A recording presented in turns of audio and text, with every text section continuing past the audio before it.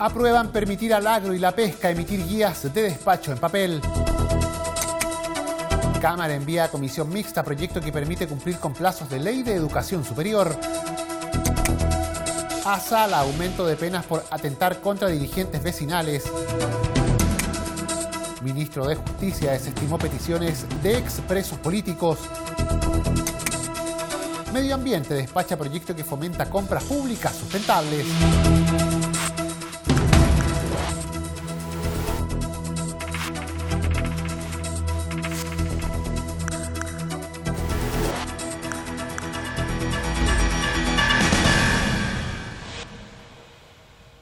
¿Cómo están? Sean bienvenidos a una nueva edición de Frecuencia Legislativa. Nos reunimos para revisar las principales noticias, los hechos que han marcado la pauta en las últimas horas aquí en la Cámara de Diputados. Iniciamos hoy contándoles que se aprobó permitir al agro y a la pesca emitir guías de despacho en papel. La propuesta derivada ahora al Senado flexibiliza para ambos sectores una norma definida en la ley que establece el pago de las facturas a 30 días, que excluyó el formato papel y dejó como única vía la electrónica. Permitir a los contribuyentes del sector agropecuario y de la pesca artesanal emitir guías de despacho en papel o de forma electrónica es el fin del proyecto aprobado en forma unánime por la Cámara de Diputados. Hasta ahora, las guías de despacho pueden ser emitidas tanto en papel o por medio de plataformas digitales, pero solo hasta el 16 de enero de 2020, cuando entre en vigencia un cambio de la ley que establece el pago a 30 días de las facturas, que dispone como única vía la electrónica. La modificación, si bien avanza hacia un estado digital, no consideró los efectos que podría generar en diversos sectores que, finalmente, motivaron la presentación de este proyecto de ley, tal como explicó el diputado Harry Jurgensen. El sector agrícola inmediatamente nos hizo ver que se les presenta un problema, ya que la ley de pago 30 días obliga que la guía de despacho sea emitida de forma electrónica. Y bueno, en la práctica el sector agrícola no puede siempre, yo creo que en el mayor de los casos, conectarse a internet para poder hacerlo, ¿no? Aparte de otros problemas más que genera hacerlo de forma electrónica por ahora, mientras no tengamos conectividad total en todo el país. Entonces esta moción, que es re simple, le permite al sector agrícola que pueda además hacer la guía de despacho en papel y de esa forma también poder tener la posibilidad de acceder a la ley de pago a 30 días, que es lo más importante. La propuesta fue ampliamente resaltada en el hemiciclo, entre ellos por la Federación Regionalista Verde Social, que promovió incluir el sector de la pesca y estimó relevante considerar estas excepciones, como graficó la diputada Alejandra Sepúlveda. Yo creo que esto es una muy buena moción parlamentaria porque hace una excepción, ¿no es cierto?, a la guía de despacho en dos sectores que son muy importantes. Uno, el agropecuario, y otro son los pequeños, ¿no es cierto?, pescadores artesanales. Entonces la idea es que se va a exigir, ¿no es cierto?, por ley, el que esta guía de despacho sea electrónica. Entonces la idea es que, porque no existen los métodos, ¿no es cierto?, necesarios, o porque no existe la conectividad a internet para hacer este tipo, ¿no es cierto?, de guías de despacho electrónica, es la posibilidad que también pueda ocurrir esto en papel. La moción, junto con entregar a estos dos sectores las opciones digital y papel, define que los contribuyentes que solo emitan documentos en papel podrán emitir guías de despacho que no importen ventas por este mismo medio. El proyecto nació en una moción de los legisladores Harry Jurgensen, José Miguel Castro, Camila Flores, Frank Sauerbaum, Cristóbal Urruticoechea, Pedro Pablo Álvarez Salamanca, Javier Hernández, Iván Flores e Ignacio Urrutia. La Cámara de Diputados envió a una comisión mixta el proyecto que permite cumplir con los plazos de la Ley de Educación Superior. La iniciativa permite, entre otras materias, la apelación ante el Consejo Nacional de Educación de la decisión de acreditación adoptada por la Comisión Nacional de Acreditación CNA, tanto de carreras y programas de pregrado de acreditación obligatoria como respecto de aquellos de acreditación voluntaria. En condiciones de ser analizado por una comisión mixta quedó el proyecto que busca ampliar el plazo para el proceso de diseño y definición de criterios y estándares para la acreditación de las instituciones, una vez que hayan asumido los nuevos comisionados. Ello en el contexto de la Ley 21.091 sobre educación superior. El proyecto permite apelar ante el Consejo Nacional de Educación por la decisión de acreditación adoptada por la Comisión Nacional de Acreditación, tanto de carreras y programas de pregrado de acreditación obligatoria como respecto de los de acreditación voluntaria.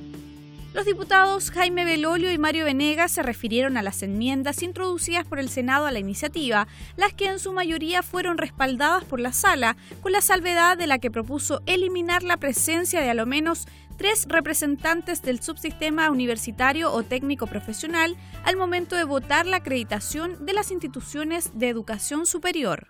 La ley dice que cuando se apruebe institucionalmente la acreditación de una universidad, al menos tienen que estar 3 de los 5 consejeros que representan a universidades.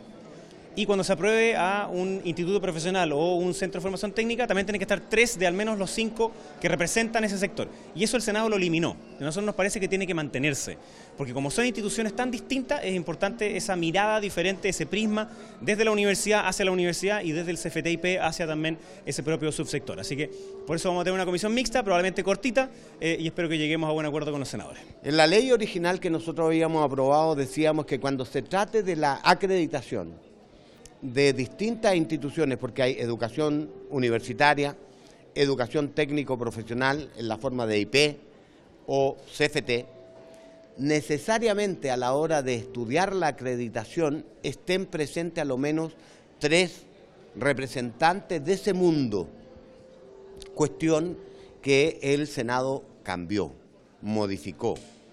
Y nosotros creemos que eso es inconveniente porque el espíritu de la ley es que al estar representantes de este mundo, IP, CFT o en su caso universitario, lo que garantiza es que los criterios que se usen, ¿no es cierto?, sean los adecuados a ese nivel. El diagnóstico indica que cuando eran puros integrantes provenientes del mundo de las universidades, a la hora de estudiar la acreditación de los técnicos profesionales, seguían usando los parámetros y los estándares propios a las universidades. Entre las modificaciones aprobadas se encuentra permitir que las resoluciones de acreditación referidas a los programas de pre y posgrado puedan ser adoptadas en sala, en lugar del Pleno de la Comisión Nacional de Acreditación. La comisión mixta que resolverá las discrepancias estará conformada por parte de la Cámara por Hugo Rey, Jaime Belolio, Mario Venegas, Juan Santana y Camila Vallejo. La Comisión de Constitución aprobó una iniciativa refundida que modifica el Código Penal con el propósito de establecer una circunstancia agravante de la responsabilidad criminal en el caso de delitos cometidos contra dirigentes de juntas de vecinos. La Comisión de Constitución de la Cámara de Diputados refundió 2 iniciativas cuyo objetivo es establecer una circunstancia agravante de la responsabilidad criminal en el caso de delitos cometidos contra dirigentes de juntas de vecinos. Se trata de mociones presentadas por los diputados Marcelo Díaz en 2018 y Diego Ibáñez en 2019 respectivamente. En sus fundamentos, los autores indican que las y los dirigentes sociales desempeñan una labor que es fundamental para la democracia, sobre todo en el contexto social chileno, en donde el tejido social requiere ser fortalecido para el robustecimiento de la participación y del Estado de Derecho. Tienen funciones políticas y sociales que los pueden llevar a ser parte de comunidades de riesgo dentro de la sociedad, pues muchas veces representan a organizaciones comunitarias con intereses opuestos a los de los grupos económicos dominantes o a los de la clase política gobernante. Un proyecto que fortalece la función considerando los peligros a los que se pueden enfrentar, detalló el diputado Tomás Hirsch. Hoy día sabemos de muchas situaciones en que los dirigentes vecinales o de las organizaciones funcionales a nivel comunal sufren agresiones y sufren agresiones en razón del cargo que ostentan. Es decir, hay gente que por venganza o gente que porque no le aprobaron determinado proyecto o porque se sienten que no tienen acceso a determinados espacios, en fin, han terminado atentando a veces contra la vida incluso o violentando a los dirigentes de junta de vecinos. Entonces creemos que era muy importante incorporar un agravante en la ley cuando se produce algún tipo de agresión contra estos dirigentes y eso fue aprobado por unanimidad y me parece que realmente ha sido muy, muy valioso. En otra materia, la instancia continuó con la votación en particular del proyecto de ley que modifica la normativa sobre acceso a la información pública, concluyendo con el texto propuesto por el Gobierno tras retirarse indicaciones del Ejecutivo, como precisó el diputado René Zafirio. Establece un conjunto de mecanismos que hacen más eficaz el proceso de los ciudadanos para acceder a información de la que disponen los órganos del Estado y mejora los mecanismos de fiscalización, incluso mejora las facultades propias de la Contraloría respecto de órganos que no son estatales, pero que manejan y administran recursos que tienen origen fiscal. En consecuencia, creo que hay todo un cambio en la cultura de acceso a la información en esta propuesta que va a ir a la sala. El diputado Jorge Alessandri destacó la forma en que se perfecciona la manera como la ciudadanía puede acceder a la información, así como también órganos fiscalizadores como la Contraloría. Y además la forma en que órganos fiscalizadores como la Contraloría pueden acceder a las cuentas corrientes de los ministerios, de la subsecretaría, de los municipios. Incluimos también en la fiscalización a las corporaciones municipales de derecho privado, fundaciones municipales, para que no quede ni un peso público sin el escrutinio de los ciudadanos primero y también de la Contraloría, de los órganos fiscalizadores, para que la ciudadanía pueda fácilmente en una página web amigable consultar por cada peso de su municipio. La instancia aprobó por unanimidad una indicación del diputado Tomás Hirsch que obliga a las autoridades públicas a informar o dejar constancia de las reuniones o audiencias que sostienen con sus pares. En este sentido, han quedado fuera las reuniones entre colegisladores, por ejemplo, ministros, diputados o senadores, ya que entre ellos hay un permanente trabajo en conjunto. Ante la Comisión de Derechos Humanos, el ministro de Justicia, Hernán Larraín, descartó reponer el bono reparatorio para los sobrevivientes de la tortura y prisión política, así como también conformar una comisión permanente de calificación. Una serie de invitados recibió a la Comisión de Derechos Humanos para abordar las medidas de reparación de los sobrevivientes de tortura y prisión política en Chile, entre ellos el ministro de Justicia y Derechos Humanos, Hernán Larraín, la Mesa Unitaria de Expresos Políticos, la subsecretaria de Derechos Humanos y la representante del Alto Comisionado de Derechos Humanos de Naciones Unidas para Chile, Andrea Benavente. Ello para dar respuesta a las demandas de la Mesa de Expresos Políticos en materias de reparación económica, comisión de calificación permanente y mejoramiento al programa de salud PRICE. El ministro Larraín realizó una exposición general de la situación de los derechos humanos en Chile con el trabajo que se realiza con las causas judiciales y el apoyo social que se otorga a víctimas y familiares. El secretario de Estado señaló que existe reconocimiento internacional a la labor del Estado de Chile de 1990 a la fecha en la materia de reparación y avances legislativos.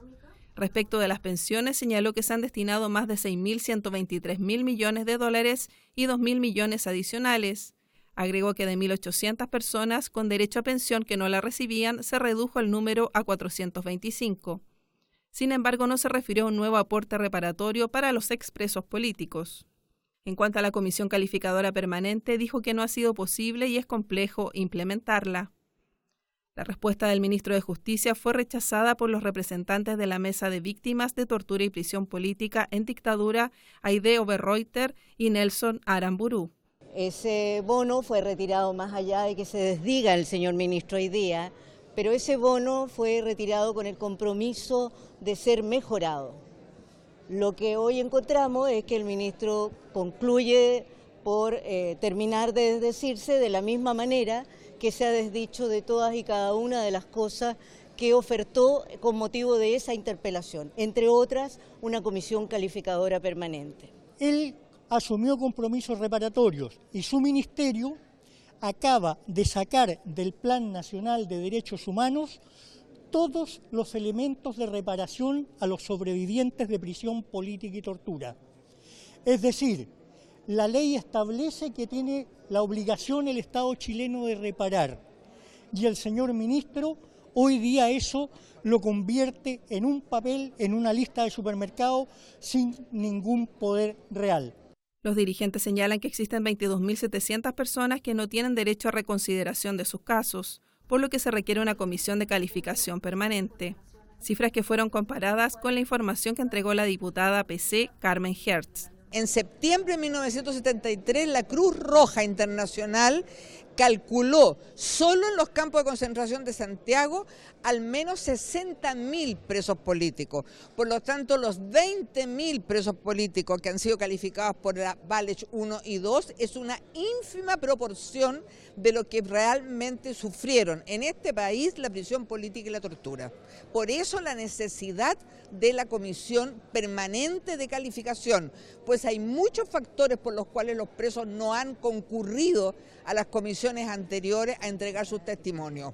Por su parte, la diputada de Comunes, Claudia Mix, lamentó el retiro del bono reparatorio que había sido aprobado por la comisión y solicitó que el relator de la ONU, Fabián Salvioli, haga un informe sobre la situación de derechos humanos y reparación en Chile, petición que fue aprobada por la instancia.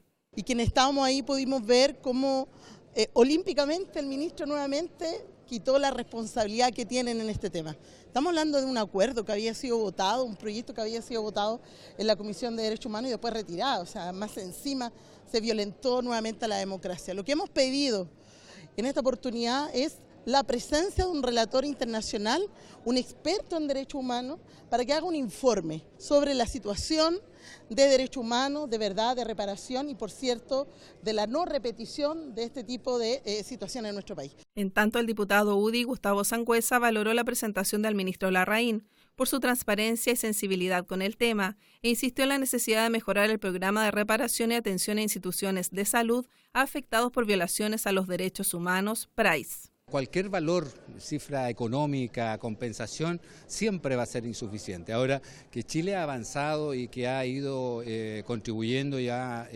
digamos, tratado de efectivamente compensar el dolor que se le puede haber causado a algunas personas es indudable. Y en ese sentido creo que son más de 6.000 millones de dólares que se han invertido en estas reparaciones, más todo lo que implica el programa PRAIS, que hay que, por cierto, corregir algunas cosas que no están funcionando correctamente y en eso existe la voluntad y él mismo lo planteó. En la sesión expuso además la delegada del Alto Comisionado de Derechos Humanos de la ONU, Andrea Benavente, quien expresó que la reparación a las víctimas de derechos humanos debe ser adecuada, efectiva, rápida y proporcional al daño causado, con participación de la víctima y sin implicar solo una indemnización pecuniaria. Benavente agregó que un mecanismo de acreditación permanente contribuiría a una mejor información de quiénes son las víctimas, ya que existe una brecha con las comisiones Valech 1 y 2, que no abarcan el universo total de los afectados, por la duración del plazo que existió para dar testimonio sobre prisión, tortura y violencia sexual, entre otras vulneraciones. Además, muchos testimonios no fueron reconocidos por la instancia. La Comisión de Medio Ambiente despachó el proyecto que fomenta las compras públicas sustentables. El texto presentado por diputados modifica la ley que norma los contratos de suministro y prestación de servicios para que se dé la preferencia a quienes fomenten el cuidado del planeta. Priorizar para las compras públicas a las empresas que tengan políticas de producción limpia en sus actividades comerciales, así como la utilización de procesos, materiales e insumos que tengan un menor impacto ambiental de sus actividades productivas, es el objetivo del proyecto que despachó a la sala la Comisión de Medio Ambiente. La propuesta, promovida por el diputado Amaro Labra y apoyada por todos los sectores, busca establecer en la ley que norma los contratos de suministro y prestación de servicios para el sector público que estos criterios sean ponderados al momento de escoger un oferente. Así lo explicó el diputado Félix González, presidente de la instancia, junto al diputado RN José Miguel Castro. Cuando los servicios públicos quieren hacer una licitación, elaboran unas bases y elaboran puntajes por cada uno de los elementos de la licitación y ponderan, además, le dan más porcentaje a una cosa que a otra. Normalmente lo que tiene más porcentaje es el precio, ¿sí? En este caso, dentro de esas ponderaciones va a tener que existir la variable de sustentabilidad y por lo tanto va a haber una obligación legal de darle prioridad a aquellos productos o servicios que cumplen con estas características. Cada caso es especial porque cada condición y cada requerimiento del Estado o de las municipalidades o cualquier ente público va a definir qué tipo de productos es el que requiere y por lo tanto qué ponderación le da a tal o cual antecedente. Ejemplo, no sé, que contamina menos al aire, que tiene menos residuos al agua, que la empresa tenga en consideración, no sé, el reciclaje y ahí serán las autoridades técnicas, no nosotros en términos legislativos, las autoridades técnicas que le den los puntajes numérico. El proyecto considera el criterio de compras públicas que desarrolló el Ministerio de Medio Ambiente en 2014 y que contempla, por ejemplo, preferir aquellas empresas que tienen convenios de reciclaje y procedimientos de eficiencia energética. Y el vocalista de Slayer, Tom Araya, recibió un reconocimiento en la Cámara de Diputados por su contribución a la música mundial y su permanente vínculo con el país. El acto realizado en el Hall El Pensador fue encabezado por la diputada Camila Flores, oportunidad en la que se le hizo entrega al músico nacido en Viña del Mar de una medalla y una escultura de Isla de Pascua. Ante decenas de fanáticos, Araya pronunció breves palabras de agradecimiento para luego firmar algunos autógrafos. De esta forma, la leyenda del thrash metal concluyó en Sudamérica su gira de despedida de sus fans tras haber realizado los 2 últimos conciertos de la banda de metal en Chile. Tom Araya nació hace 58 años en la ciudad Jardín. A los 5, su familia se mudó a los Estados Unidos, donde en la década del 80 conformó la mundialmente reconocida banda Slayer, de la cual es bajista y vocalista. Y con esta información nosotros ponemos término a la presente edición de Frecuencia Legislativa. Agradecemos su compañía y les recordamos que todas estas noticias están disponibles para descarga en sus diferentes formatos audiovisuales en el www.cámara.cl. Gracias por sintonizarnos. Siga junto a Cámara de Diputados Televisión.